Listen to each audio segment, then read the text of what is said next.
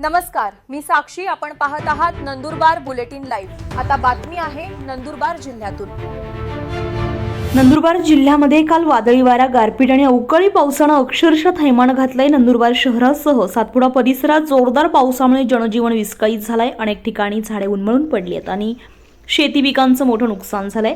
नंदुरबार तालुक्यातील मांजरे गावामध्ये वीज पडून एका बैलाचा मृत्यू झाल्याची दुर्दैवी घटना घडली, तर दुसऱ्या एका ठिकाणी कारवर झाड कोसळल्याची घटना सीसीटीव्हीत कैद झाली आहे. वादळी पावसामुळे नंदुरबार तालुक्यामध्ये 2 कच्च्या घरांची अंशतः पडझड होऊन नुकसान झालंय.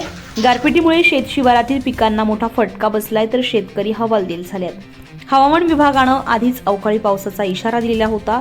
त्यानुसार काल सकाळपासूनच वातावरणात बदल जाणवत होता. दिवसभर ढगाळ वातावरण आणि ऊन सावलीचा खेळ सुरू होता. दुपारी सुमारे 3 वाजेच्या सुमारास अचानक वादळी वाऱ्यासह पावसाला सुरुवात झाली.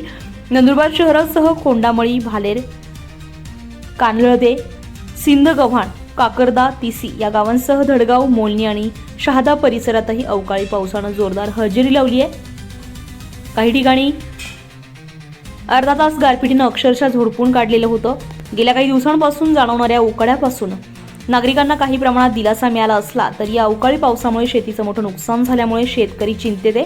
प्रशासनानं नुकसानीचा पंचनामा करून मदत द्यावी अशी मागणी शेतकऱ्यांकडून होती आहे. Nandurbar bulletin live, Nandurbar.